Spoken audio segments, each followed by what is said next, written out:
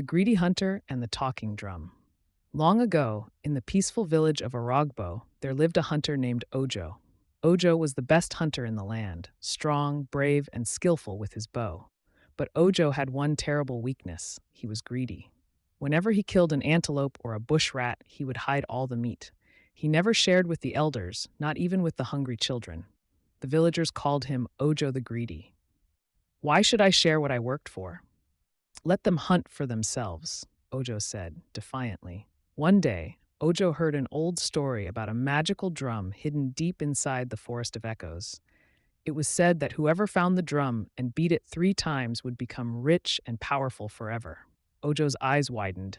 "Aha! This is what I've been waiting for. Soon I will be richer than the king himself," Ojo exclaimed, excitement clear in his voice. Without telling anyone, he packed his hunting bag and set off into the forest. The forest was dark and strange. Every sound bounced back. "Ojo, Ojo, go back!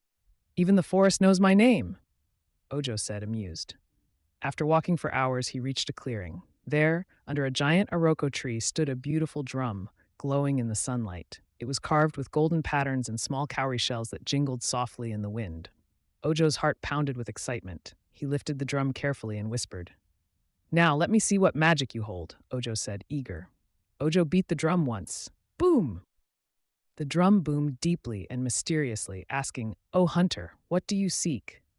Ojo trembled, but his greed was stronger than his fear. "I want riches. I want gold, meat, and yams that will never finish," Ojo said, desperation in his voice.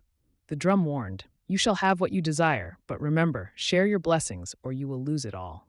Ojo laughed defiantly. "Share? Never. I worked for this myself," he declared. Then he beat the drum 3 times. Boom, boom, boom. At once, piles of gold, baskets of yams, roasted meat, and fine clothes appeared around him. He shouted with joy, "I am rich, richer than the king." Ojo packed as much as he could into his bag and hurried home. But as he walked, his bag grew heavier and heavier until he could barely move. He stopped to rest under a tree. When he opened the bag, he screamed. The gold had turned to stones, the meat had turned to snakes, and the yams had turned to mud, he cried, shocked. Then the drum's voice thundered through the forest. "You were told to share, but your greed has blinded you. The selfish heart will never be full," the drum declared, its voice thunderous. Lightning flashed, thunder roared, and the drum disappeared into thin air.